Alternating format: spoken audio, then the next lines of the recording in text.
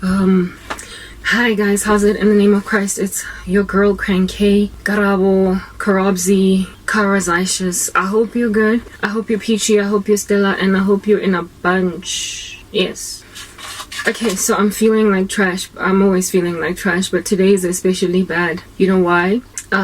Because I feel like kissing a nako. So back in the day, there was this ad on. This hair must get out of my face. There was this advert on TV. Yeah, litter, like as in to demotivate the country from littering, from throwing dirt on the floor. Yeah, and it was this little girl over the map of South Africa. She could have been like 12 or 13, right? And this girl, they kept on, as she was standing on top of the map.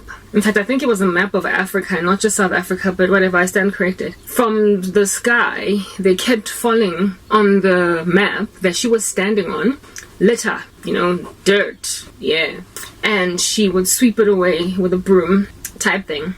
And just as she was finished, like extracting the dirt, removing it from the map of Africa or South Africa, more litter would then fall. Apple cores, cans, and then she would sweep again. And eventually she just ended up like holding the broom on some, like she does not, like when am I ever gonna be done cleaning? And then the slogan, moral of the story was keep South Africa clean, keep South Africa beautiful, keep Africa clean, keep Africa beautiful, or whatever. Don't litter. And that advert, every time I go through much of what it is that I go through, I think about it. I remember it because I am 8 years in persecution and I'm enduring the same things over and over again. And in that time,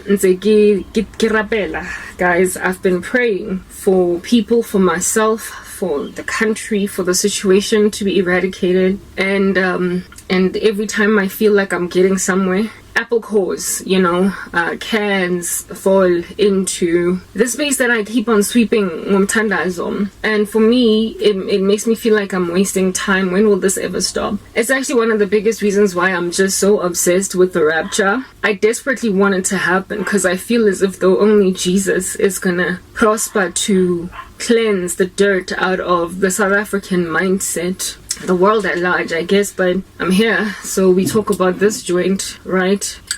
I am very frustrated. Look, whoa, that is so hot. Anyway, it's cool. It's coffee after all. People, I in particular, alright, have access to. I'm speaking about people that I have access to. I'm ever evangelizing in that space. And when I appear to get a positive response, I get excited that people are getting saved, their mindsets are getting washed. And then umuntu bese act in a very predictable pattern, in a worldly sense. And then I'm like, kodwa lesikhathi sonke, guys, you know what? I come from catering to an American audience. And now I want to go back to speaking a whole bunch of English because I don't want to restrict myself to South Africa. Because South Africa is so frustrated. I am so frustrated with this place. Like, as a trauma, like constant repetition. And for me, it's like a prophet has no honor in his own hometown. So, whatever, like it's in Hamburg. Like, let me just go. Let me try and garner for myself an Australian audience, an English audience, an American audience. Cause maybe, just maybe, cause I'm coming from Africa, they might just hear me. Cause like people here, I've been here all my life and I've been a Christian for 11 years. And it's like I'm hitting brick walls, and you know what? It's okay.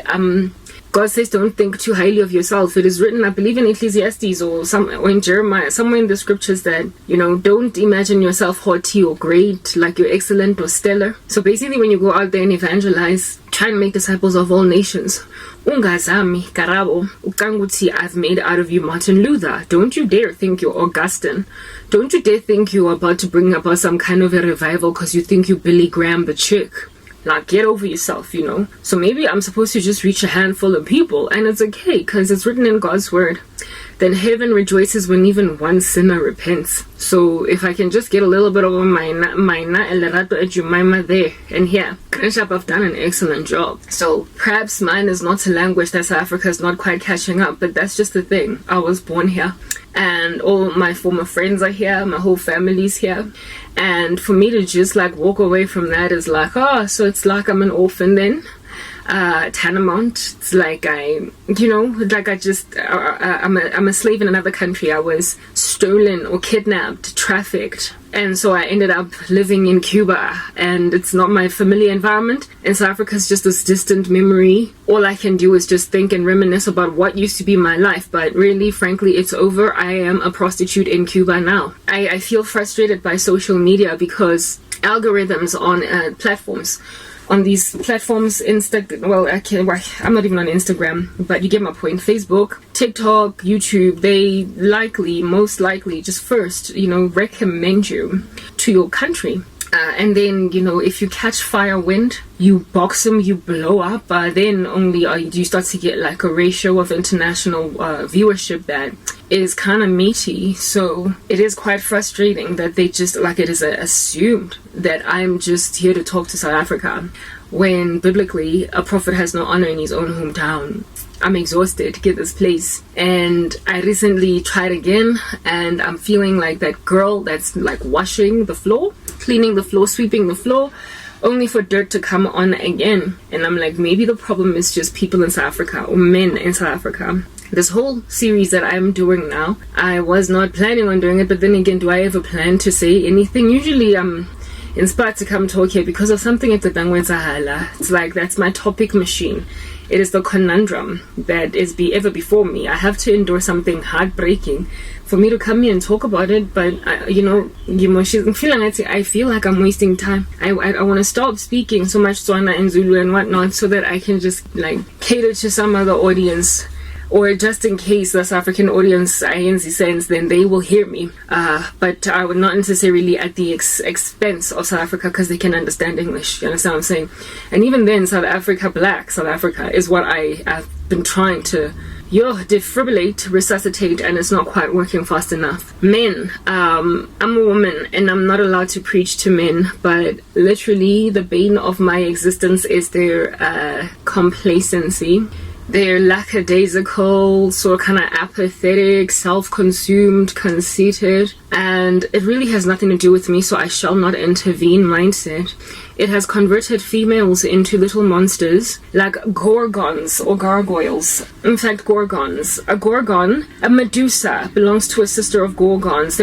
Gorgons are these women that, upon being like afflicted by men, end up becoming monstrous, cursed, kind of witchy, and then upon looking in the eyes of men, they turn to stone. Medusa was a gorgon, and as a result of the indiscretion of men on the ground and their general complacency, women have been converted into gorgons. So essentially the whole nation that is South Africa, worth of females, especially in the black community, and males, are a combo of the men who made Medusa and Medusa. So gorgons and the men who made them that way, so the men ultimately then get turned into stone because of the thing that they started in being all complacent.